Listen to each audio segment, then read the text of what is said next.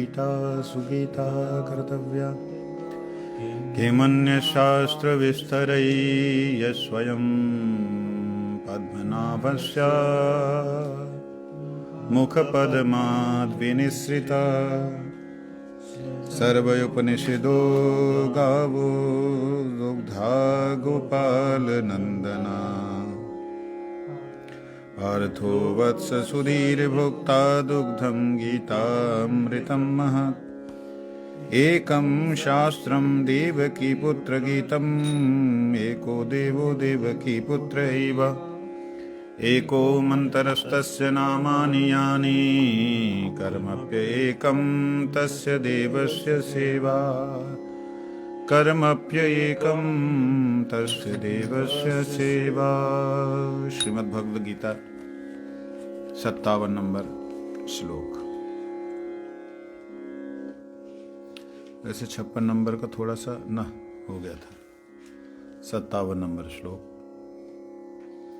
चेतसा सर्व कर्माणि मयि सन्न्यस्य मत्परः बुद्धि योग उपाश्रित्य मच्चित्ता सततं भव। चेतसा सर्व कर्माणि मयि सन्न्यस्य मत्परः बुद्धि योगम उपाश्रित्य मच्चित्तः सततं भव। चेतसा सर्वकर्माणि मयि सन्न्यस्य मत्परः बुद्धि योगम् उपाश्रित्य मच्चित्तः सततं भव। चेतसा सर्वकर्माणि मयि सन्न्यस्य मत्परः बुद्धि योगम् उपाश्रित्य मच्चित्तः सततं भवः।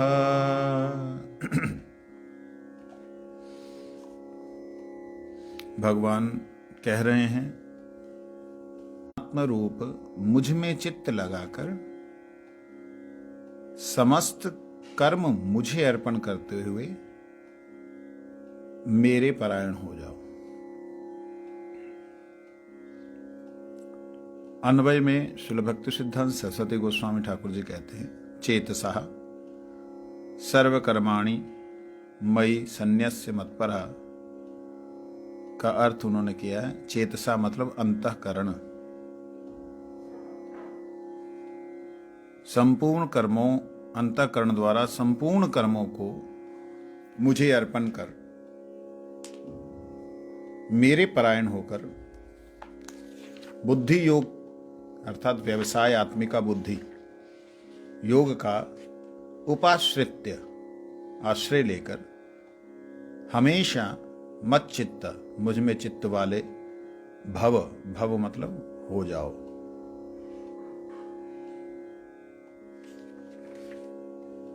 इसे विश्वनाथ चक्रवर्ती ठाकुर जी क्या कहते हैं, ननु तरहि मां प्रति त्वं निश्चयेन किमज्ञाप्यसि किमहम् अन्यभक्तो भवामि किं वानन्तरोक्त लक्षणं सकां भक्तैव तत्र सर्व प्रकृष्टो अनन्य भक्तो भवितुं त्वं न प्रभविष्यसि नापि सर्वभक्तस्व अपकृष्टं सकां भक्तो भवः किन्तु त्वं मध्यम भक्तो भवित्याह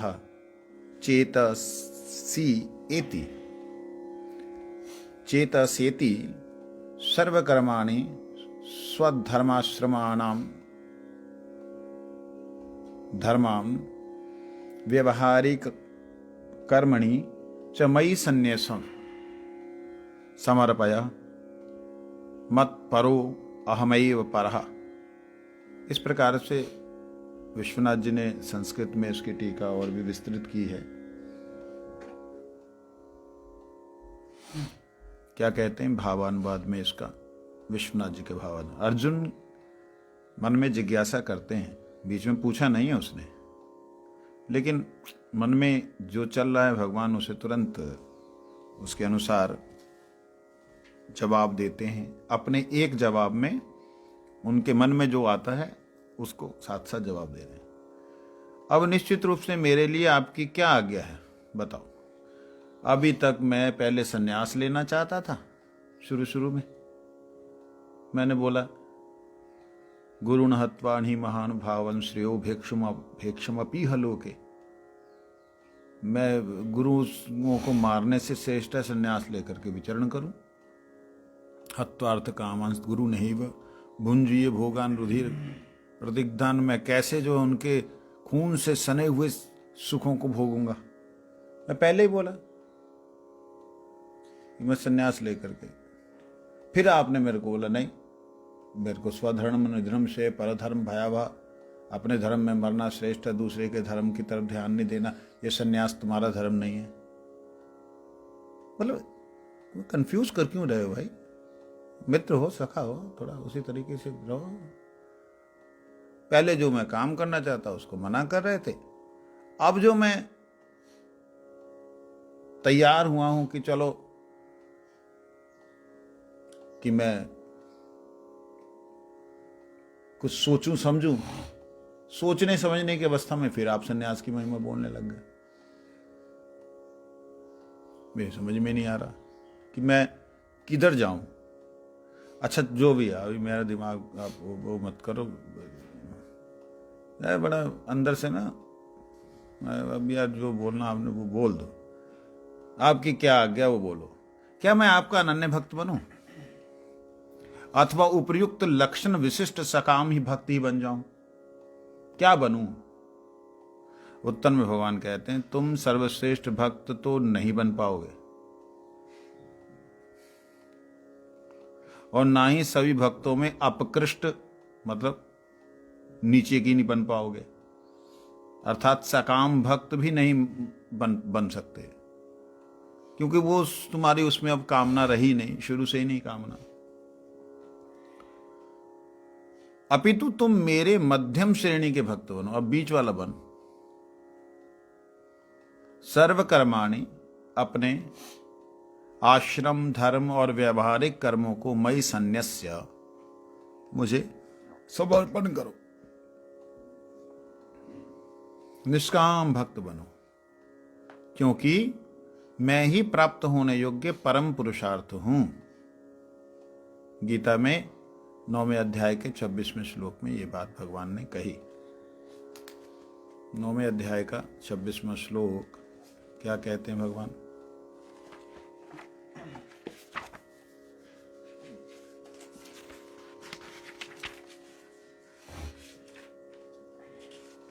पत्रम पुष्पम फलम तोयम जो मे भक्त्या पृच्छति तदहम भक्ति उपहृतम अश्नामि प्रियतात्मनः।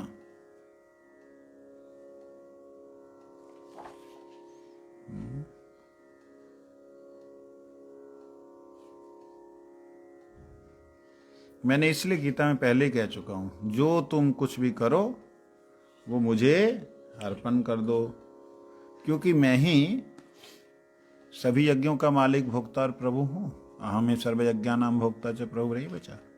इसलिए मेरे परायण हो जाओ, अर्थात कर्मों को करते समय एवं अन्य समय में मेरा ही स्मरण करो। ये मूल बात। कर्मों को करते हुए अगर भगवान का स्मरण होगा तो क्या भगवान के विपरीत कर्मों को कर सकेगा कोई? नहीं कर सकता। भगवान का स्मरण हो, उसमें हो सकता है विपरीत कर्म करने में उसकी रुचि हो जाए, हो सकता है, क्योंकि भगवान ने भी कई ऐसे उल्टे सीधे काम किए हैं जो कि दिखते नहीं है अच्छे, भले ही उसमें पूर्ण अच्छाई हो, दिखते नहीं। लेकिन भीष्म पितामह को मरवाना, जिससे वो प्यार करते हैं, 12 महाजनों के बीच में एक है जिनको इच्छा मृत्यु का वर मिला हुआ है, वो चाहे तो ना भी मरे जीवन भर, अनंत काल तक। उनको मरवाना कोई बुद्धिमान नहीं, मतलब कोई अच्छा काम किया। तो ऐसी लीला को देख करके कोई अज्ञानी पुरुष अपने दादा को मार भी सकता है। भगवान का चिंतन करते हुए कोई व्यक्ति अपने बाप के बाप को मार भी सकता है कि उनके दादाजी जो है संपत्ति का बंटवारा जो कर रहे हैं, बड़े को ज्यादा दे रहे हैं, छोटे को कम दे रहे हैं, छोटे में मैं हूं, मेरा चाचा जी, मतलब मैं छोटे भाई का, तो हो सकता है अपने दादा को वो मार, मतलब भगवान का चिंतन करते हुए हो तो अनर्थ भी कर सकता है, कहने का मतलब ये है।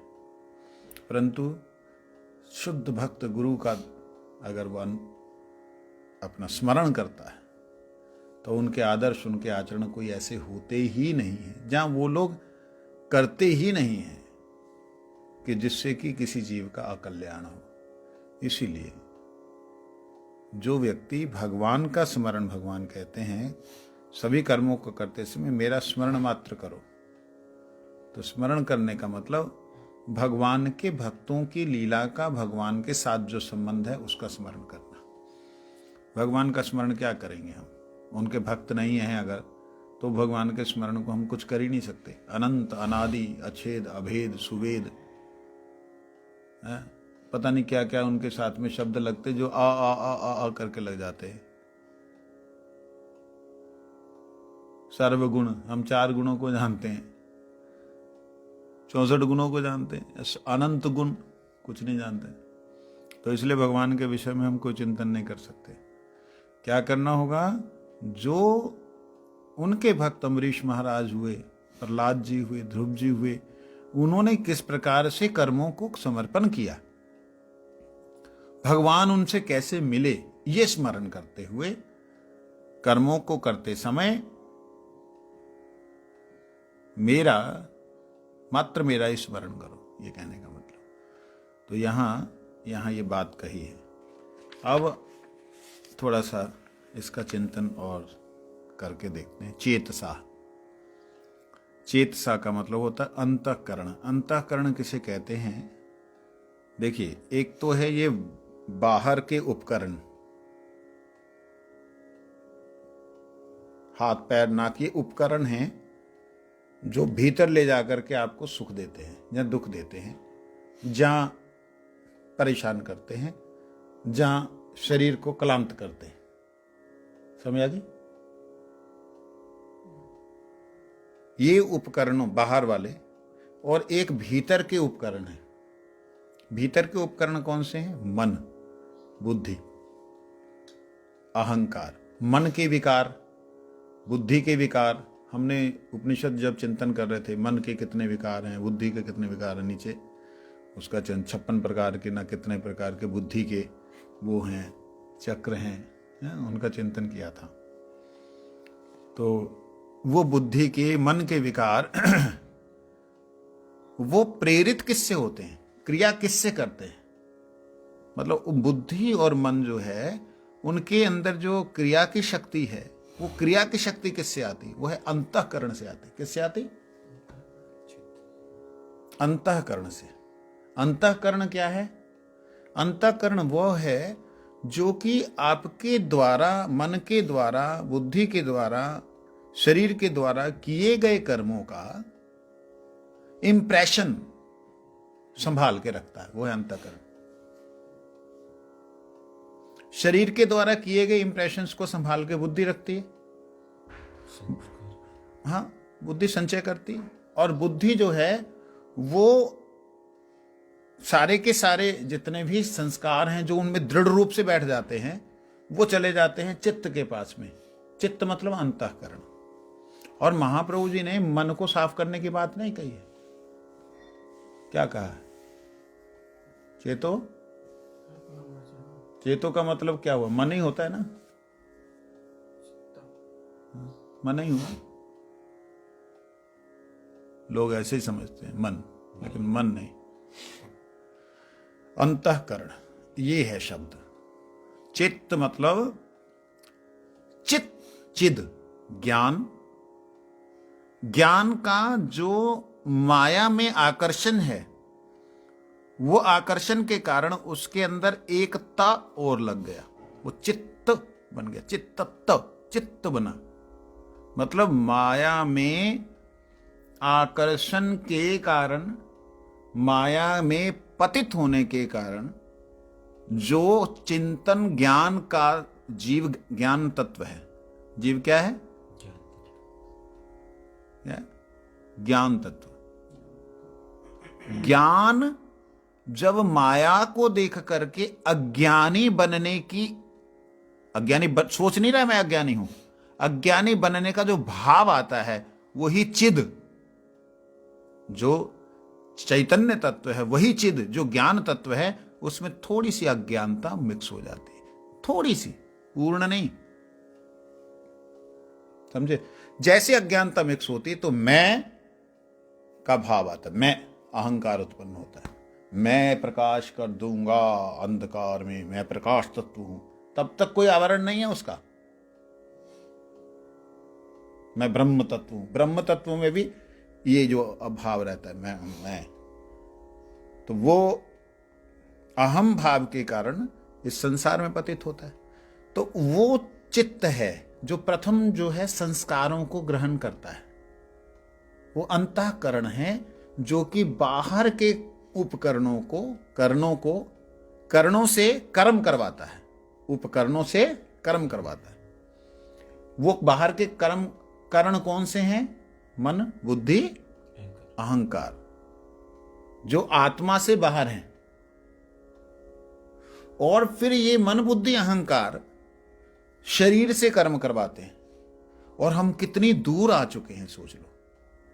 हम शरीर के कर्मों को ही महत्व देते हैं। किसी ने शरीर के द्वारा, बुद्धि या मन के द्वारा कुछ गलत किया, हमारे दिमाग में केवल वही बैठा रहता है।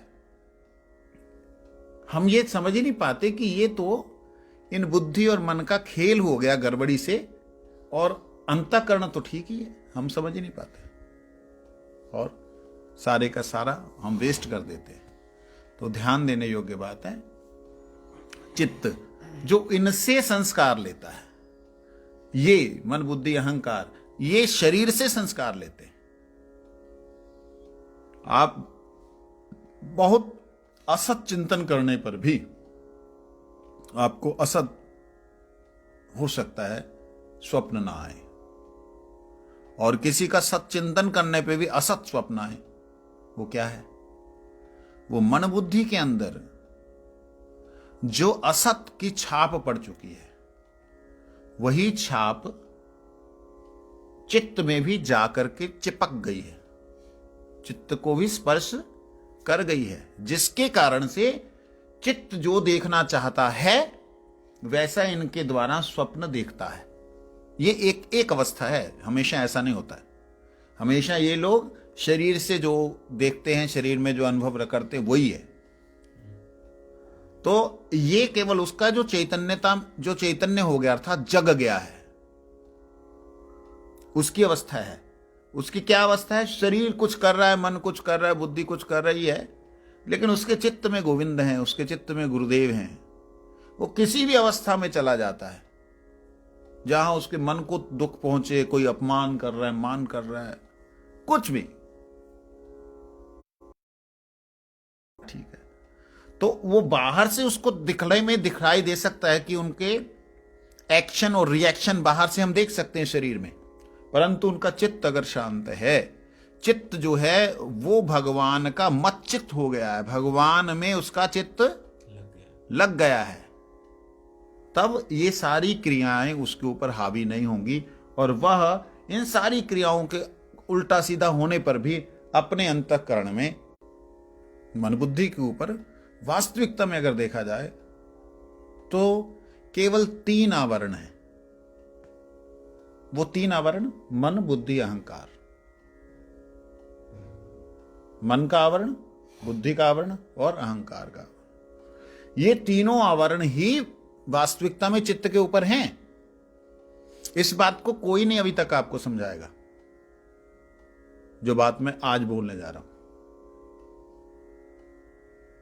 मन का आवरण क्या है?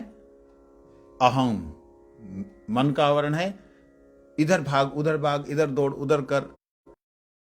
आवरण से जो चित्त है वो चंचल होता है। अगर वो मन को शासन कर पाए तब मन हट जाता है। मन की फिर क्रिया, मन इधर उधर भागने पर भी छोड़ बैठ हरिनाम करेंगे, तो बुद्धि की क्रिया होती है।